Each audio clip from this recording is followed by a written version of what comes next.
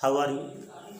आज हम class 10th की सेकेंड चैप्टर की जो केमिस्ट्री है, केमिस्ट्री का जो सेकेंड चैप्टर है एसिड बेस एंड साल्ट, यही वीडियो चल रहा है। आज के वीडियो में हम ब्लीचिंग पाउडर के ऊपर डिस्कस करेंगे। ब्लीचिंग पाउडर के बारे में बताएंगे। ब्लीचिंग पाउडर का जो है केमिकल नेम क्या है, कैसे मैन्युफैक्चर करते हैं, प्रॉपर्टी क्या है एंड यूज क्या है। जैसे आप देखते हैं, आइए हम बताते हैं। इसमें ब्लीचिंग पाउडर का फार्मूला CaOCl2 होता है। ब्लीचिंग पाउडर का फार्मूला CaOCl2 होता है। इसका नाम होता है कैल्शियम ऑक्सीक्लोराइड। कैल्शियम ऑक्सीक्लोराइड बोलते हैं इसको। ओके, इसमें हम लोग देखिए कैल्शियम ऑक्सीक्लोराइड बनता कैसे है, जान दीजिए। कैल्शियम ऑक्सीक्लोराइड या फॉर्म कैसे होगा, देखिए आपके सामने एक इसका मेथड दिया है। यह देखिए CaOH twice, CaOH twice calcium hydroxide इसको बोलते हैं, जिसको हम लोग स्लैग्ड लाइम के नाम से जानते हैं। स्लैग्ड लाइम के नाम से जाना जाता है इसको, CaOH ट्वाइस को। अब देखिए, यदि इस कैल्शियम हाइड्रोक्साइड में या इसी को हम लोग स्लैग्ड लाइम के नाम से जानते हैं इसको, या बुझा हुआ चूना कहते हैं, होता है ना बुझा हुआ चूना, जिंदा, जिसको हम लोग क्विक लाइम बोलते हैं CaO को। तो इसमें देखिए स्लैग्ड लाइम में जब क्लोरीन गैस को पास कराते हैं, स्लैग्ड लाइम है, कैल्शियम हाइड्रोक्साइड है, यदि इसमें आप क्लोरीन गैस को पास कराते हैं कितने टेम्परेचर पर, 40 to 50 डिग्री सेल्सियस पर, 40 to 50 डिग्री सेल्सियस पर जब इसमें हम ठीक क्लोरीन गैस को पास कराते हैं तो CaO means calcium oxy chloride बनता है, जिसको हम लोग ब्लीचिंग पाउडर के नाम से जानते हैं। जिसको हम लोग क्या कहते हैं, ब्लीचिंग पाउडर के नाम से इसको जाना जाता है। जैसे आपको समझ में अगर इसके बनाने का प्रिपरेशन करने का मेथड यही है, मैन्युफैक्चर का मेथड यही है, ठीक, कि स्लैग्ड लाइम में जब क्लोरीन गैस पास कराते हैं, स्लैग्ड लाइम में जब क्लोरीन गैस पास कराते हैं 40 to 50 डिग्री सेल्सियस के बीच में, तो उसी में से कैल्शियम ऑक्सीक्लोराइड आपका फॉर्म होता है, ठीक, और वाटर बनता है। तो इस तरह से इसका ये मैन्युफैक्चर हो जाएगा। ओके, कोई पूछे कि ब्लीचिंग पाउडर उसका ट्रेड नेम है, ब्लीचिंग पाउडर उसका मार्केट नेम है, ठीक, मार्केट का नाम उसका, लेकिन उसका जो केमिकल रिएक्शन होता है कैल्शियम ऑक्सीक्लोराइड होता है। आइए, इसका ये तो हो गया। प्रॉपर्टी पर हम चलते हैं। बनाने का मेथड आपके बुक में एक ही दिया है, स्लैग्ड लाइम और क्लोरीन को लेकर बनाया गया है। आते हैं प्रॉपर्टी की बात करते हैं। प्रॉपर्टी में ध्यान दीजिए, दिया है it is a yellowish white powder. ये जो ब्लीचिंग पाउडर होता है ना, व्हाइट होता है लेकिन हल्का सा येलोविश में होता है, हल्का सा पीलापन उसमें होता है। येलोविश व्हाइट पाउडर होता है यह powder, having a smell of chlorine, और उस पाउडर में से जो है क्लोरीन की स्मेलिंग आती है। क्लोरीन की क्या आती है, स्मेलिंग आती है। ओके, कभी कोई पूछे कि ब्लीचिंग पाउडर कैसा होता है देखने में, किस तरह का होता है, आप बोलेंगे कि येलोविश वाइट पाउडर होता है। वाइट रहेगा लेकिन हल्का सा पीलापन होगा, उसमें येलोइश टाइप का होगा, और उसमें से हमेशा जो देखेंगे तो क्लोरीन की स्मेलिंग आती रहेगी, क्लोरीन की जो स्मेलिंग आती है उसमें से। ओके, तो चलिए हम आगे बात करते हैं। लेकिन नेक्स्ट चीज, यदि उसी ब्लीचिंग पाउडर का रिएक्शन हम कार्बन डाइऑक्साइड के साथ, एसिड के साथ कराते हैं, तो उसमें से जो क्लोरीन की जो स्मेलिंग होती है वो बाहर निकल जाती है। जैसे सेकेंड में CaOCl2, ध्यान दीजिए, CaOCl2 प्लस CO2 दिया है। CaOCl2 प्लस क्या दिया है, CO2 दिया है।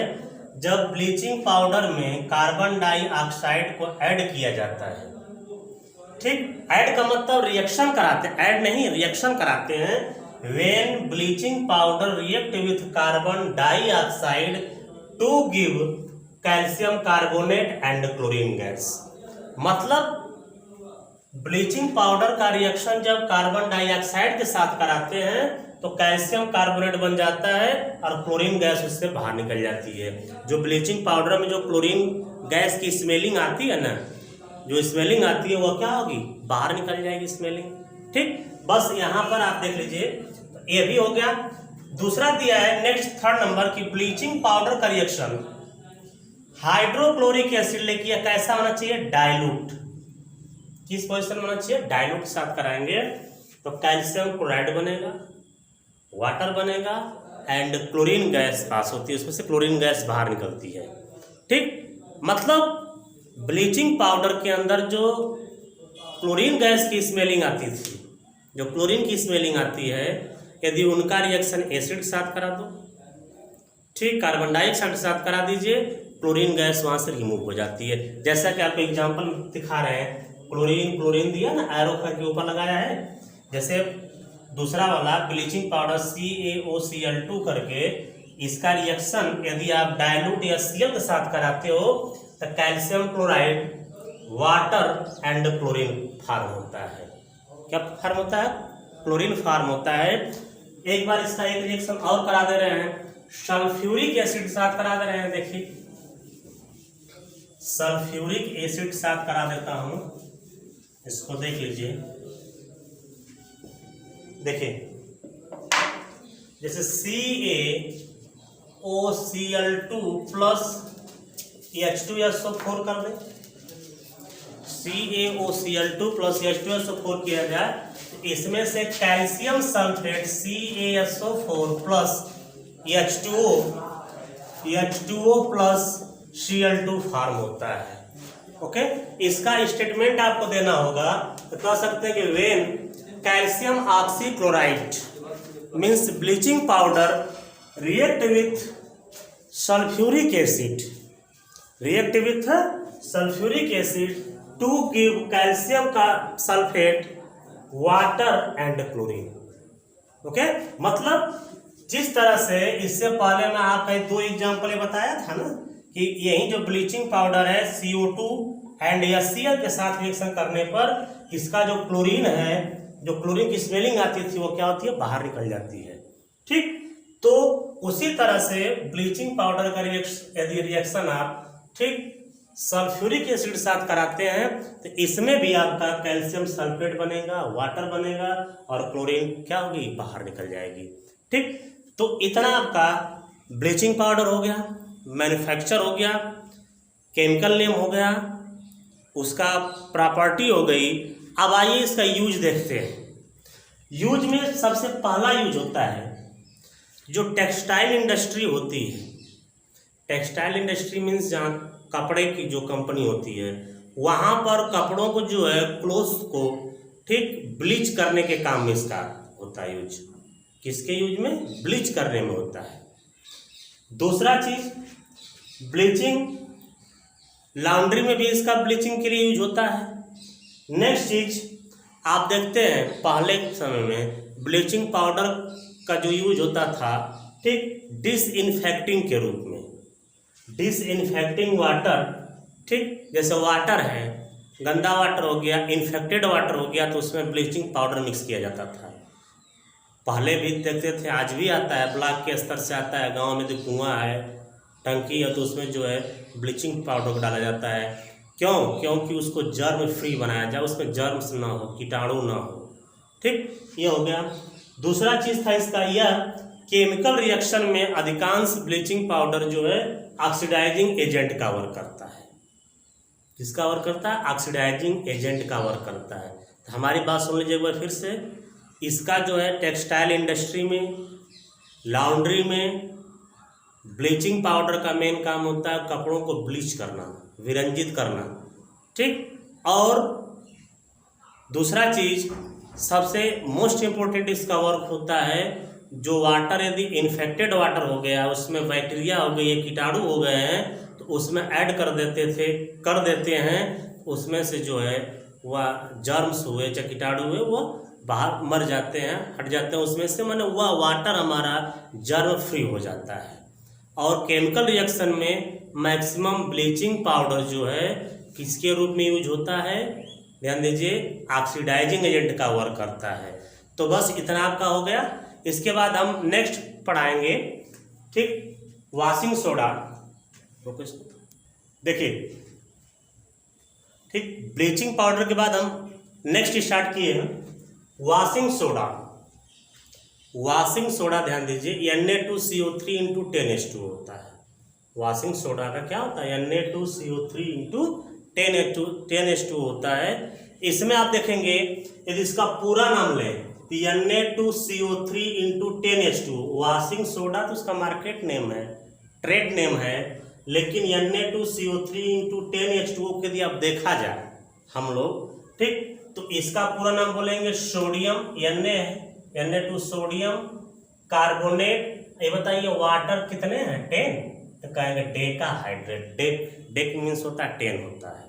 तो पूरा नाम यदि हम देखें तो सोडियम कार्बोनेट डेका हाइड्रेट बोलेंगे, सोडियम कार्बोनेट डेका हाइड्रेट बोला जाता है इसको, यदि देखा जाए ऐसे तब, ठीक। लेकिन यदि इसी में से वाटर का मॉलिक्यूल हटा दें, हम लिख दें Na2CO3, यदि उसी को हम लोग Na2CO3 लिख दिया जाए तब हो कि तो वाटर का मॉलिक्यूल हट गया, तो इसको बोलेंगे एनहाइड्रस।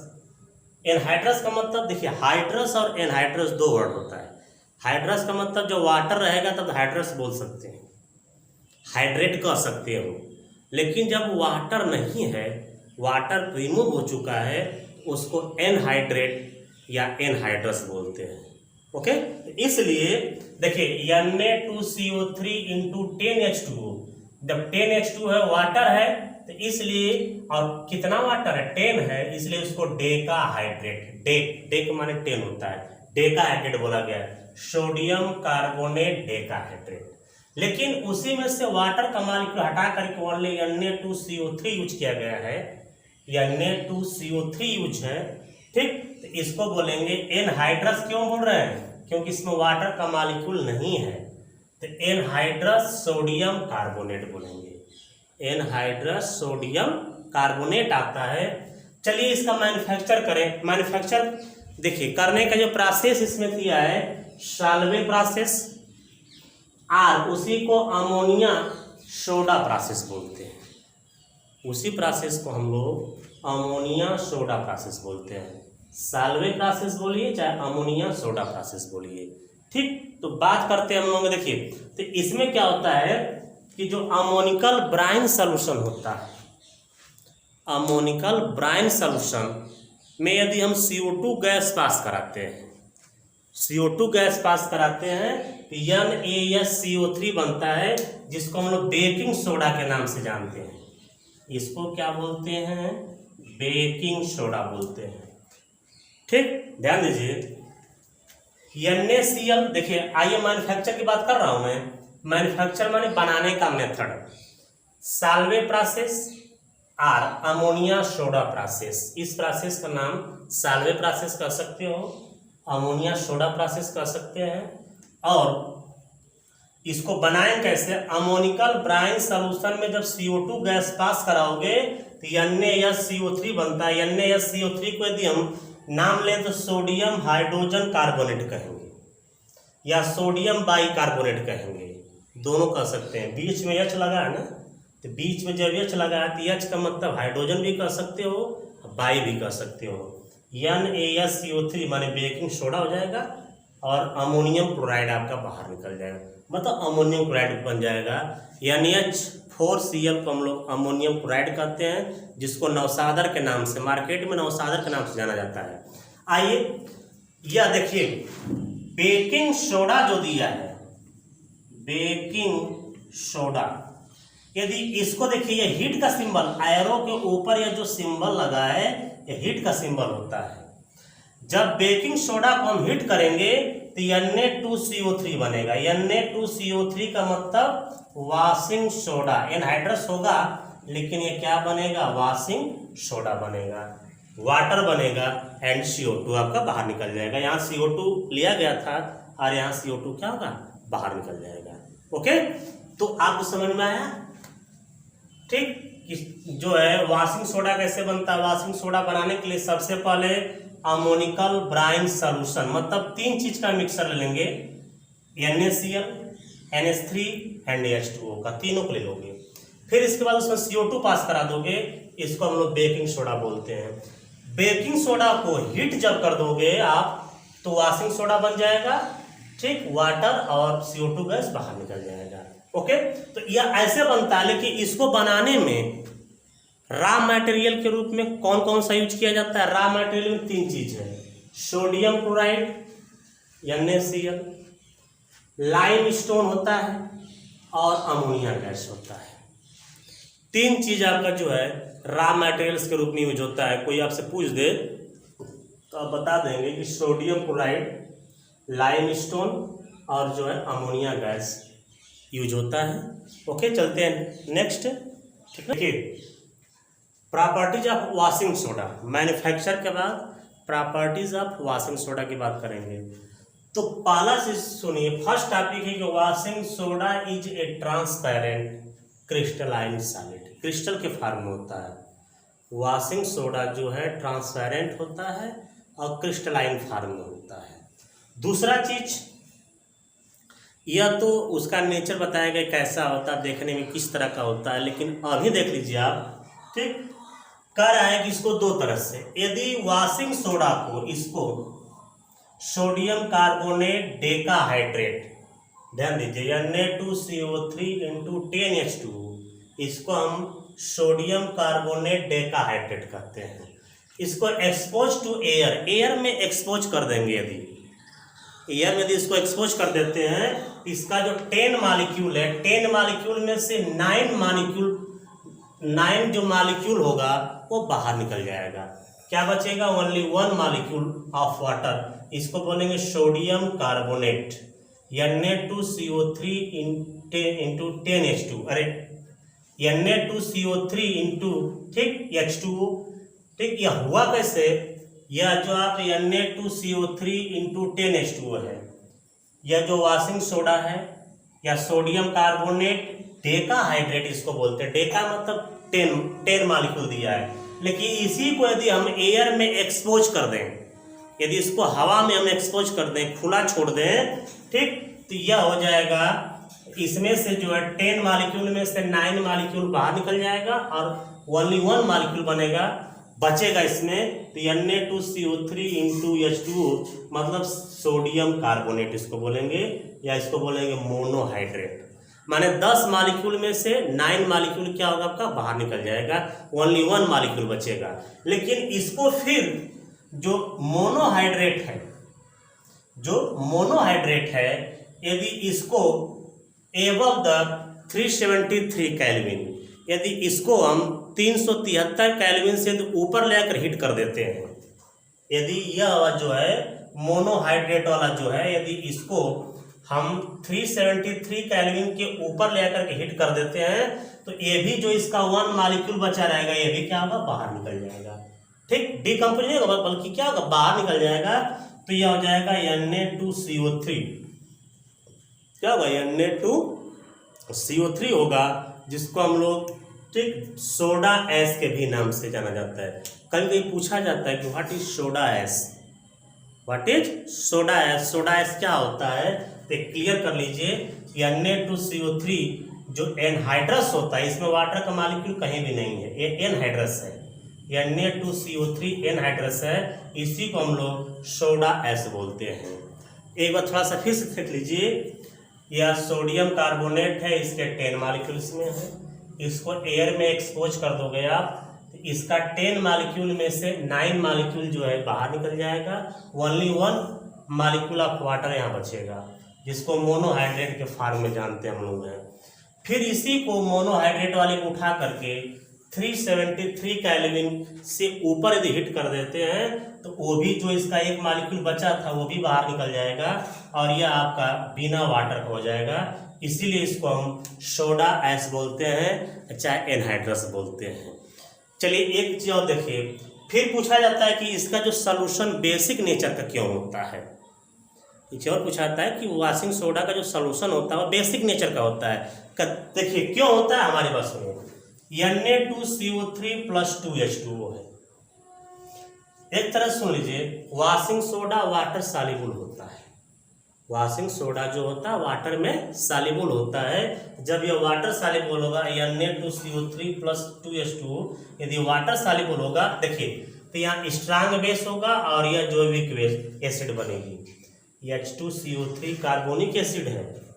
कौन सा एसिड है? कार्बोनिक एसिड, लेकिन वीक एसिड होगा। और NaOH हमारा स्ट्रांग बेस। तो स्ट्रांग बेस के बनने की वजह से इसका सॉल्यूशन आपका एल्कलाइन मीडियम का होगा, बेसिक नेचर का होगा।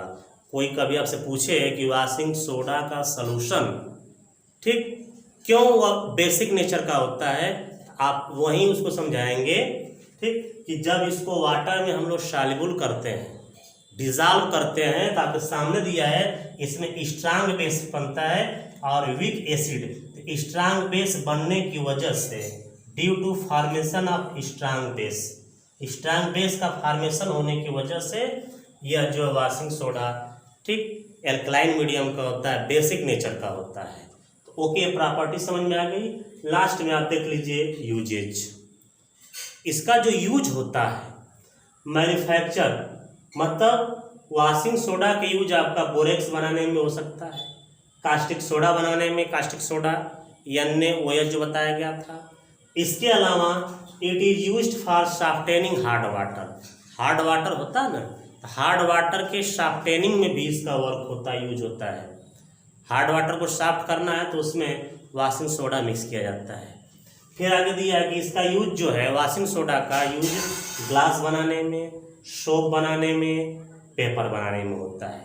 इसके अलावा इसका यूज लॉन्ड्री में भी होता है, जहाँ कपड़ा वपड़ा धुला जाता है। और लास्ट में आप बताएंगे इसका उपयोग जो है लैब में लेबोरेटरी रिएजेंट के फार्म में होता है, लेबोरेटरी रिएजेंट के फार्म में। तो समझ में आ गया कि यह बोरेक्स बनाने में, कास्टिक सोडा के बनाने में, वाटर को, हार्ड वाटर को सॉफ्ट करने में ठीक, सोप बनाने में, पेपर, ग्लास ठीक, ये सब या लॉन्ड्री में इसका यूज होता है। और लैब में लेबोरेटरी रिएजेंट के फार्म में यूज होता है।